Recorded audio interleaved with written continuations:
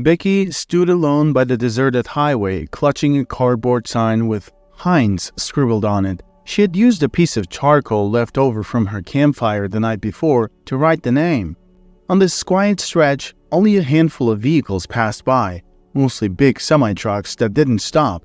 The surrounding area was so silent it felt like she was in the middle of nowhere. Her heart raced a bit when a family van decelerated and pulled over next to her.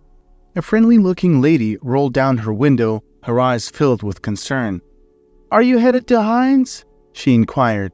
Becky simply nodded in response. The lady gestured towards the back of her packed van where several children were napping. "I've just come from a field trip with these kids. I wish I could help, but there's hardly any space left," she said apologetically. "Would you like some water or a snack?" Becky, feeling grateful for any kindness, gave a slight shrug, signaling her acceptance. Moving to the back of the van, the lady retrieved 2 water bottles, a sandwich sealed in a Ziploc bag, and a banana from a cooler. Becky, touched by the woman's generosity, simply thanked her.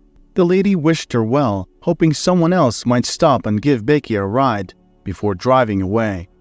Becky leaned her cardboard sign against her backpack and decided to take a break. She found a spot by the side of the sun-baked road and sat down, facing away from the traffic.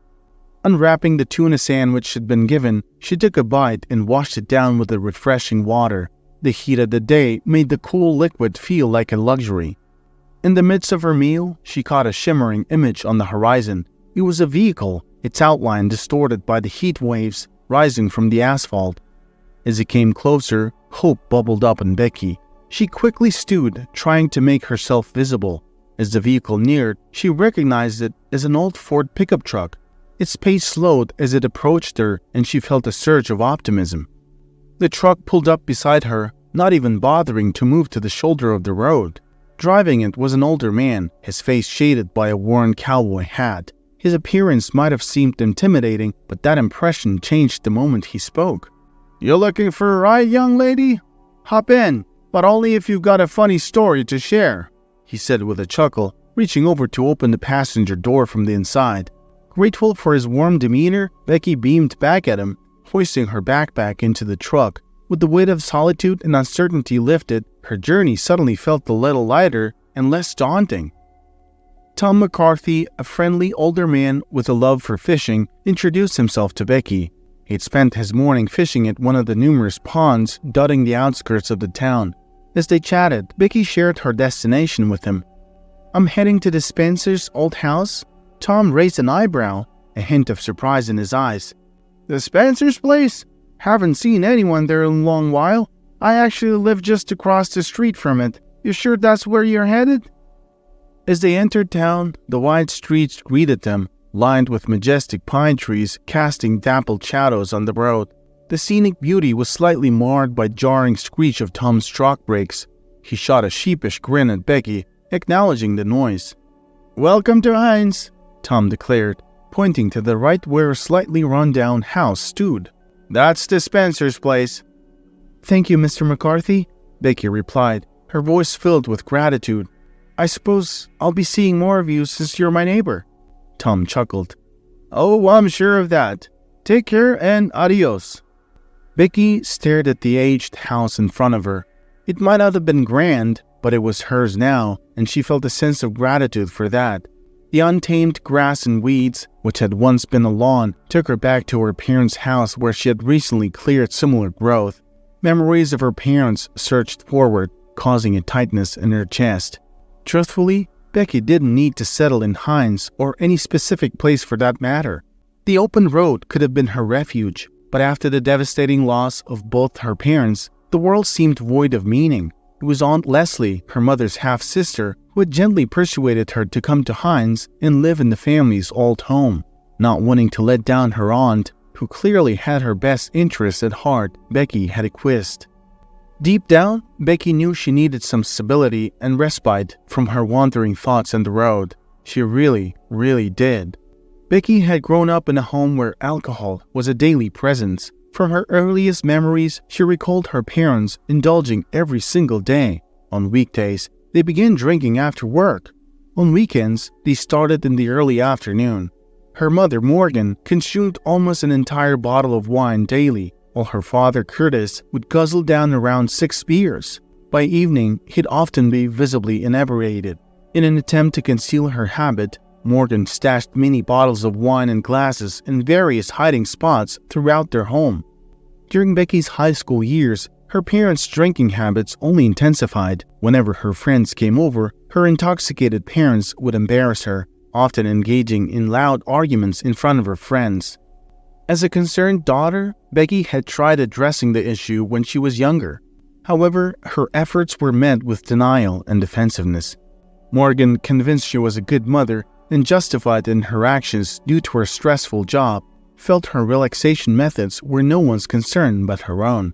Curtis, instead of supporting Becky's concerns, seemed to be enabling Morgan's habits, regularly purchasing wine and cigarettes for her. Each time Becky tried to express her worries about their excessive drinking, her concerns were brushed off with anger. Her parents insisted they didn't have a problem, arguing that they weren't like the inebriated folks seen on the streets. They turned the table on Becky, accusing her of being judgmental and unappreciative of their efforts as parents.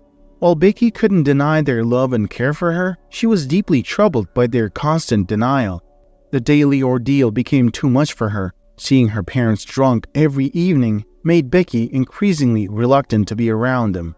Throughout Becky's teenage years, the tumultuous relationship between her parents often resulted in loud arguments. By the time she reached her sophomore year of high school, things had escalated to the point where her parents briefly separated.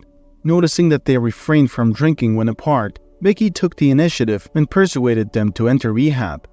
Their stint in rehab seemed to work wonders. After several months of sobriety, they reunited and assured Becky they were on a healthier path.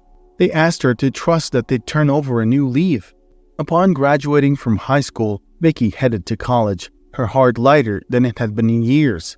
The initial months were blissful. She thrived academically and relished in the news that her parents remained sober. For the next 6 months, everything appeared to be on track. She frequently called home, chatting with her parents, and their conversations were always uplifting. However, during her first spring break at college, Becky's world was shattered. As she was preparing for her break, the college's office called her in for a grave conversation. They informed her that a fire had engulfed her family home. She immediately inquired about her parents, but the office had limited information and advised her to return home immediately. The drive back to her hometown was agonizing. Deep down, she feared the worst about her parents, but a small part of her clung to the hope that perhaps they had survived, albeit with injuries. Upon her arrival, the devastating truth was revealed. After she'd left for college, her parents had secretly resumed drinking. They concealed their relapse during their phone conversations with Becky. Heartbreakingly, on the fateful day of the fire, they had both been intoxicated and had carelessly fallen asleep with lit cigarettes, leading to the tragic incident. Standing at the entrance of Leslie's old home, Becky took a deep breath and pushed open the front door. She was immediately greeted by a wave of dust, prompting a sneeze. Though the house showed clear signs of long neglect, she was grateful to find some old furniture still intact. Placing her backpack on a chair, she took a moment to center herself, inhaling deeply and exhaling slowly.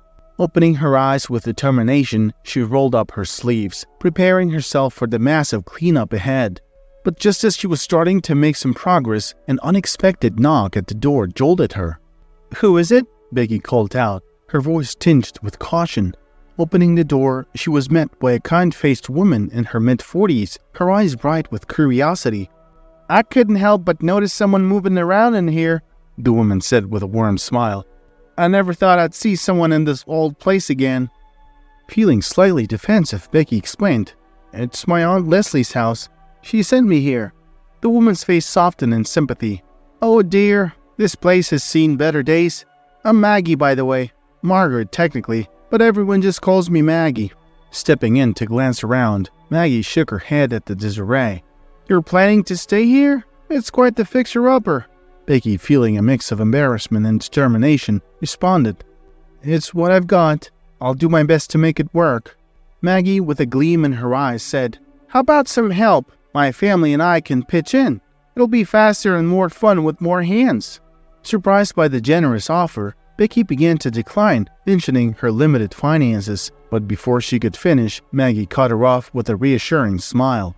Becky blinked in surprise as Maggie held up a hand, interrupting her. "Hold on there. Understand this.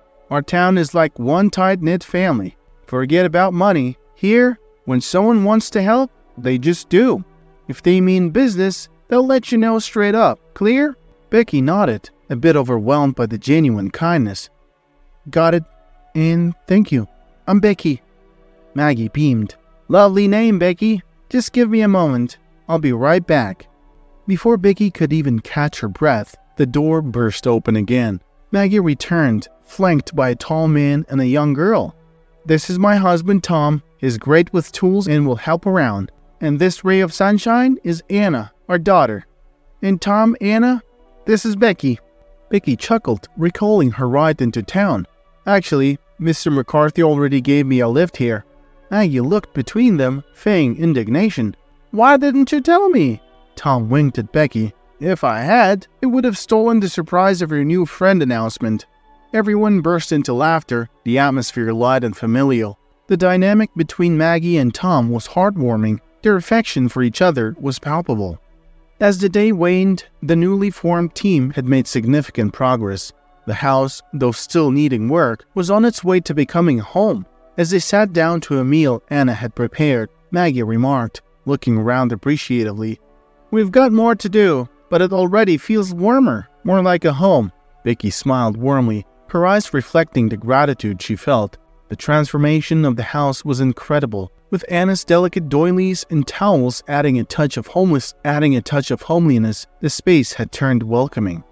As they all settled around the dinner table, Maggie regaled Becky with stories of the town and its vibrant community.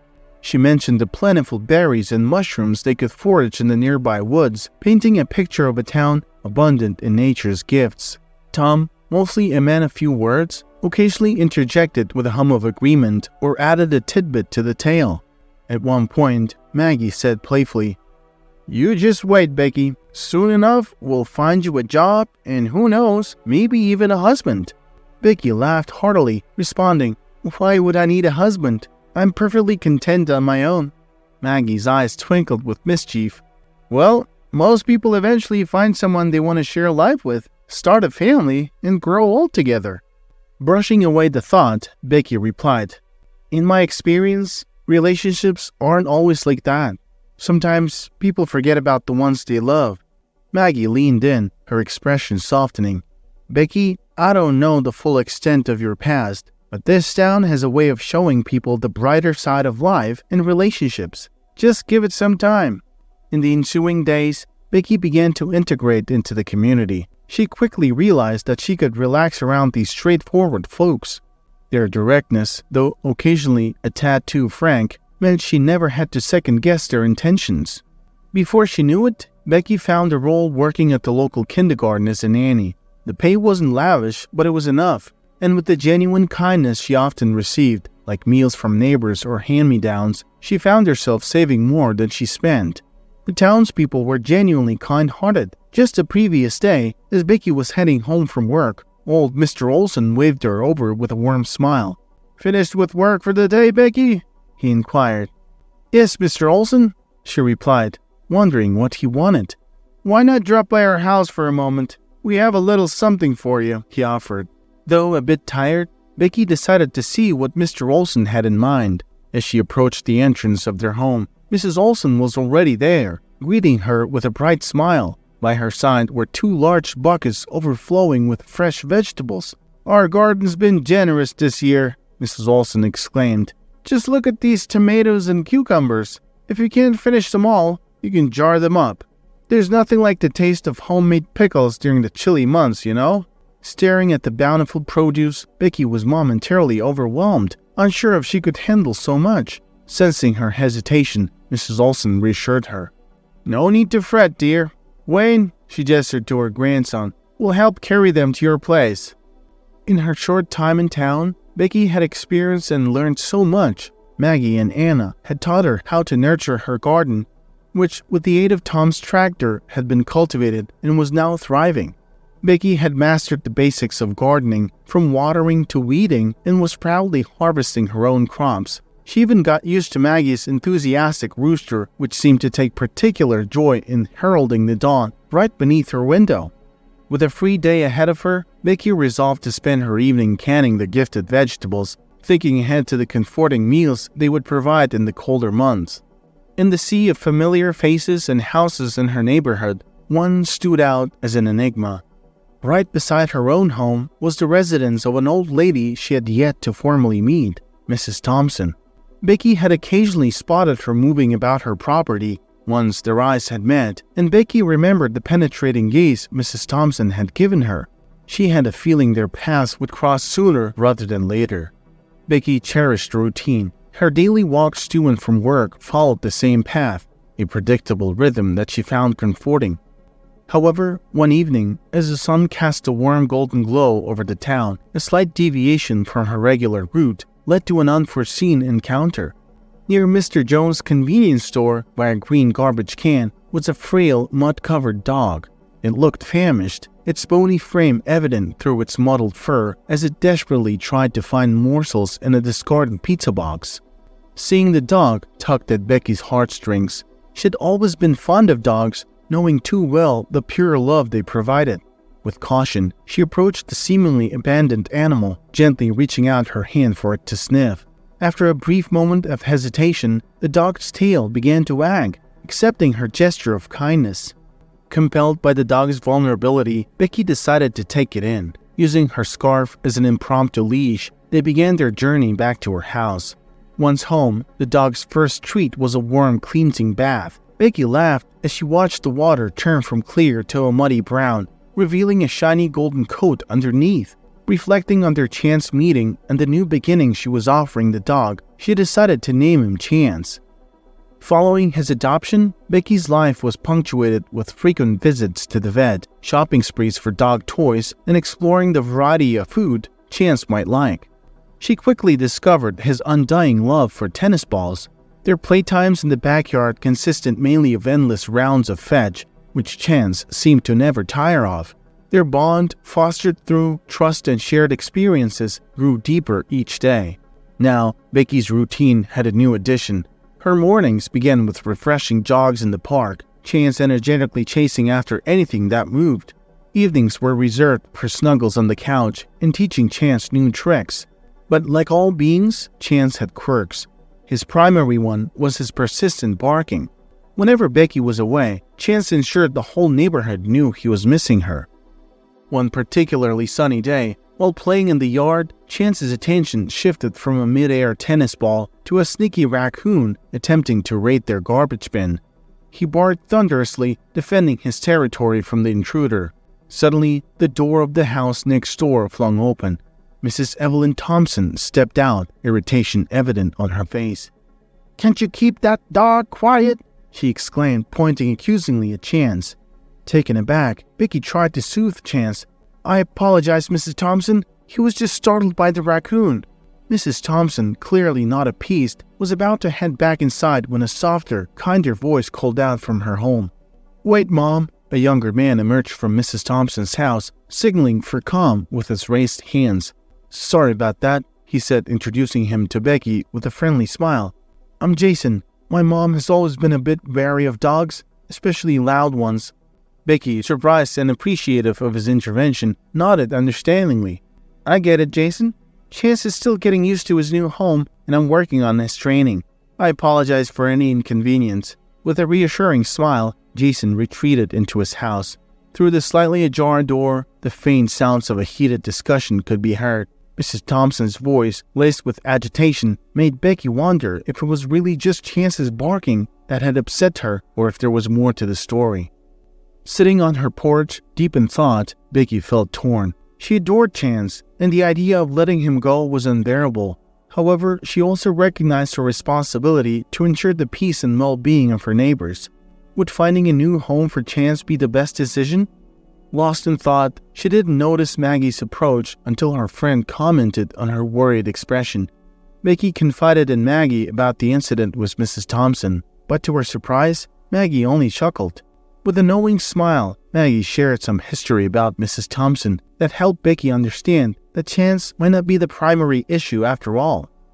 Maggie and Evelyn shared the same father, John McKenna. The sisters had grown up under the same roof, with John and Maggie's mother, Helen. John had always hoped his daughters would be close. To ensure their bond, he even bought houses for them across the street from each other. But tragedy struck when John passed away at 65. The animosity between his first wife, Mary, and his second, Helen, was palpable. This bitterness seeped into the relationship between the sisters. Disagreements between Maggie and Evelyn were frequent, despite both having their own families. One fateful day, a particularly heated argument ended with Evelyn wishing Maggie were dead. That hurtful comment created a rift that lasted over 15 years. Maggie confided in Becky that she had always been open to reconciling, but Evelyn's pride stood as a tall barrier. Becky surmised that perhaps Evelyn's anger toward Chance was more about Maggie. Seeing Maggie's family extend warmth to Becky might have made Evelyn envious. That evening, Anna swung by with a basket brimming with fresh mushrooms. Becky was taken aback. "Is it mushroom season already?" Anna grinned cheekily. "Absolutely. There's a dense forest right behind your backyard. If you go in, though make sure not to wander too deep, it's vast and easy to get lost." Feeling adventurous the next morning, Becky grabbed an old basket from the attic and headed to the forest, with Chance eagerly tagging along. As they roamed amidst the trees, Becky's thoughts drifted back to the sisters. Being an only child, the concept of such deep-seated animosity between siblings was foreign to her. She couldn't fathom how two sisters, even half-sisters, could harbor such resentment. Becky had never been on a mushroom-picking adventure, but she had read enough to know the basics. Immersed in nature's serenity, she felt an overwhelming sense of peace. The forest was mesmerizing, with early morning mists weaving through the trees, while the sun painted golden hues on the horizon. Every step in this new environment filled her with gratitude towards Aunt Leslie for sending her to such a picturesque town. Even though her night had been interrupted by the constant sounds of vehicles passing through town, her decision to start the day early was proving worth it. She found her first mushroom near the forest's edge and instantly felt the allure of the activity. By the end of 2 hours, her basket was laden with plump white mushrooms. Chance, ever the playful pup, darted around, chasing insects and frequently startling Becky with his sudden barks. Every so often, he would dash off, only to reappear from an unexpected direction. Suddenly, his barking grew more distant and urgent. Following the sound of Chance's bark, Becky was led to a concealed bog adorned with shriveled cranberries from the previous year. Marking her spot by placing her mushroom basket under a distinct oak tree and covering it with leaves, she advanced towards the noise. As the day started to fade, with the sun nearing the horizon, a shocking sight caught her attention. Half hidden amidst the dense foliage was the wreckage of an old airplane. It seemed to be from the World War II era. Becky pondered how an aircraft could end up deep within a forest, but since she hadn't strayed too far from the edge, she assumed the townsfolk were aware of its presence. Her immediate concern was Chance, whose barking echoed from inside the plane, interspersed with whimpers. Worry gnawed at her stomach as she approached the wreckage. Navigating her way around the aged airplane, Becky gently ran her fingers over its corroded wings.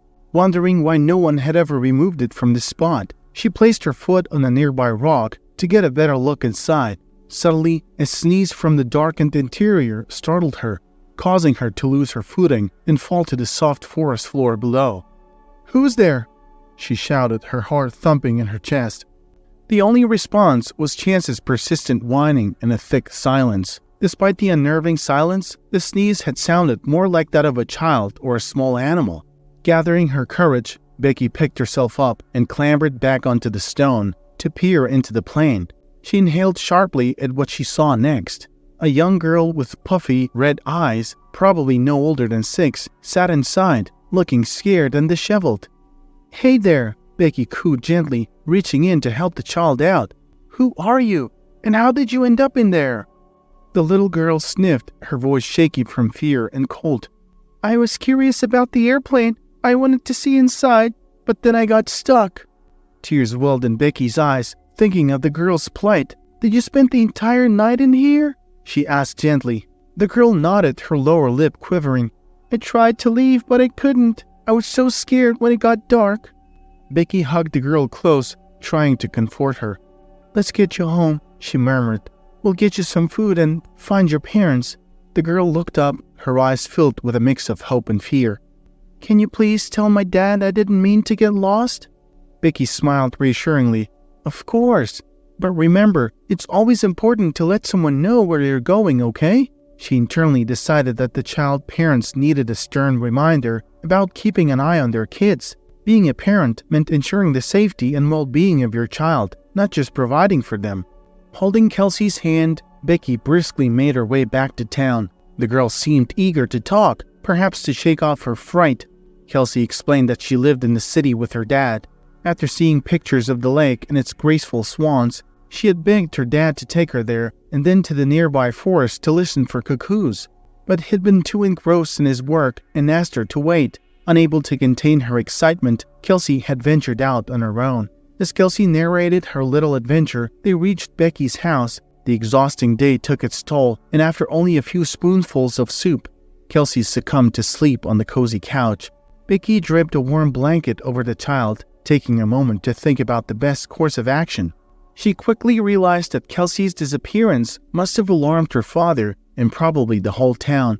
With Kelsey safe for the moment, Becky decided to turn to Maggie, who always seemed to be in the know. Upon hearing about Kelsey, Maggie's eyes widened in shock. "The poor child, the whole town's in an uproar looking for her. Her father's frantic." Taking quick action, Maggie picked up her phone. "I'll notify the police. They've been searching for her." Within minutes, police cars pulled up outside Becky's house, their lights flashing. Becky, worried about waking Kelsey and adding to her distress, rushed out, urging them to approach quietly. Gently explaining the situation, she recounted how she found Kelsey in the abandoned plane. The officers took down her statement, noting every detail. As the story unfolded, one officer got on the radio to call Kelsey's father. Within moments, a pickup truck screeched to a halt in front of Becky's house. Evelyn, the neighbor Becky had yet to really get to know, emerged from the passenger side. Her face, usually stern, now appeared contorted with worry. Rushing towards Becky, Evelyn demanded, "Where is she? Is Kelsey here?" Becky, trying to keep calm, responded, "She's inside, safe. She had something to eat and then fell asleep." But Evelyn's anxiety quickly shifted to suspicion as she pointed an accusing finger at Becky. "What did you do to my granddaughter? Why was she with you?" Becky's mouth hung open in surprise. She hadn't anticipated this reaction. Just then, Jason, who had followed Evelyn from the truck, attempted to calm his mother. "Mom, let's get the full story first." Before Becky could muster a response, one of the police officers interjected. "Ma'am, Becky here found Kelsey lost in the forest and took care of her. She is the reason she's safe now." Becky added, "Actually, it was Chance who led me to her." "Chance?" Evelyn's brows furrowed in confusion. At the mention of his name, the golden dog trotted up, wagging his tail happily and nuzzling Evelyn's hand. The realization dawned on Evelyn that the very dog she had been annoyed with had played a key role in her granddaughter's rescue. "I'm sorry for snapping at you earlier," Evelyn whispered, her voice choking with emotion. "Thank you for taking care of Kelsey." "It's all right, Mrs. Thompson," Becky said, trying to lighten the mood. "All's well that ends well." Together, they entered the house. As they approached the couch where Kelsey was resting, the little girl's eyes slowly opened. Seeing her family, her face lit up and she was soon wrapped in her father's loving embrace. Between sobs, she whispered, "Daddy, I'm so sorry. I will never wander off again." As he tenderly brushed her hair behind her ear, he said, "I should be the one apologizing. Let's go see the swans and listen to the songs of the cuckoo." Kelsey looked up. "Can we take Chance and Becky along?" Jason's eyes met Becky's, making her blush. "Of course, if they'd like to come, they're more than welcome." Jason had lived apart from his mother, Evelyn, for some time. Maggie mentioned he once loved a woman who already had a baby when they met. However, by the time the child was 2, she had left, leaving Jason to bring up Kelsey on his own. Though reserved, Jason was a talented software engineer specializing in video games. His job gave him the freedom to work from anywhere, so he often traveled. A week later, as promised, they all headed to the lake. Kelsey and Chance joyfully led the way, racing each other. Through Kelsey's eyes, Jason was a hero, raising a child that wasn't biologically his. When Becky mentioned hearing about his past, he earnestly said, "I love her deeply. It doesn't matter to me whose daughter she is." As they strolled towards the lake, Becky, not very tech-savvy, listened intently to Jason's stories. But Kelsey interrupted with a playful reprimand. "Dad, Becky doesn't play video games. I already asked her." Jason laughed lightly. "I apologize, Becky. I guess I'm out of practice when it comes to making conversation. It's been some time." Becky's initial apprehension faded, and they enthusiastically discussed topics like the length of a swan's neck, the best time to watch a sunset, and if aliens could feel love. Once they reached Becky's home, where Jason had parked earlier, their goodbyes were prolonged. Kelsey tightly embraced Becky, reluctant to let go, and it was evident Jason was in no hurry to leave. When their car finally pulled away, Becky stepped back inside her house, feeling a newfound warmth in her heart. "You see, this town has everything," Maggie said, smirking. Becky turned, catching sight of Maggie's teasing grin. "Oh, Maggie, stop it. Jason and I are just friends. Thanks to Kelsey. Don't jump to conclusions." Chuckling, Becky expressed her gratitude to Maggie. As she did, a plan started to form in her mind. The following day, she enlisted Maggie's help to prepare a special dinner. "I've invited a couple of guests," she hinted. Maggie, catching the implication, eagerly lent a hand. That evening, Jason and Kelsey were Becky's honored guests. As they settled in, Becky shared her idea with Jason, who responded with an understanding smile. "No, Jason, it's we who should be hosting, not her," said Evelyn, Jason's mother, standing at the door with Kelsey. "Mom, it's more than just dinner," Jason gently explained, nudging his mother to join them as Becky chatted with Maggie in the kitchen. They had arranged the dining setup in the living room. As Evelyn and Kelsey entered, Jason guided them to their seats. Jason then joined Becky and Maggie in the kitchen. On seeing him, Maggie turned and smiled. "I had a feeling you'd be behind this," she teased. Maggie grabbed a bowl of salad, heading back to the dining area. Spotting Evelyn, she hesitated for a moment, placing the salad on the table. Just then, Jason and Becky entered, their faces bright with smiles. "Please, Maggie, join us." Becky gestured towards an empty seat. With a hint of surprise, Maggie sat down, a small smile forming. The realization hit her. She wasn't just a help tonight, she was a cherished guest. She exchanged appreciative glances with Becky. Facing both Evelyn and Maggie, Jason began. "Mom, Aunt Maggie," pausing for emphasis, "I believe it's time we put the past behind us."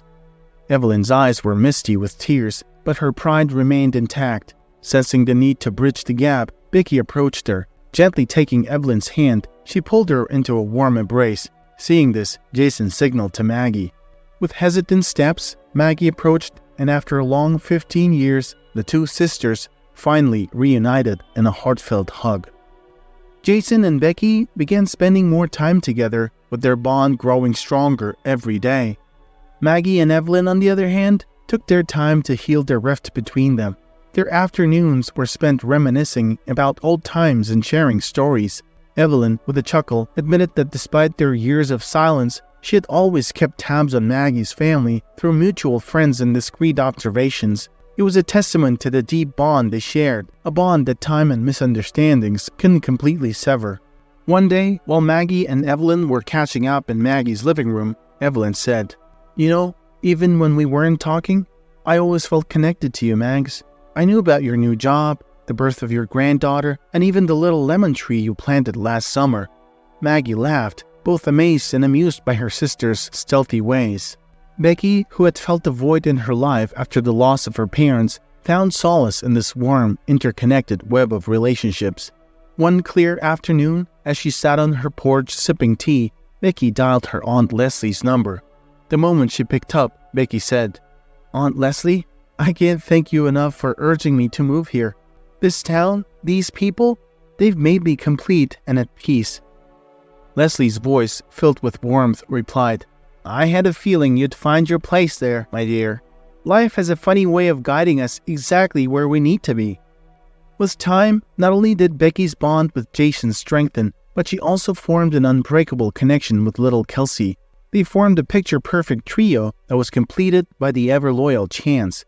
A year later, in the heart of spring, Becky and Jason made the decision to solidify their bond. They held a simple, intimate wedding at a local park, surrounded by close friends, family, and blossoming flowers. Kelsea played a special role as the flower girl, sprinkling petals with a joyous grin. 9 months after the wedding, their family grew a little bigger. Kelsea became the proud big sister to a baby boy, whom they named Alan. She took her role seriously, always eager to help, whether it was fetching diapers or softly singing lullabies to him. Becky often found Kelsea whispering secrets and stories into baby Alan's ears, promising him endless adventures and a lifetime of sibling camaraderie.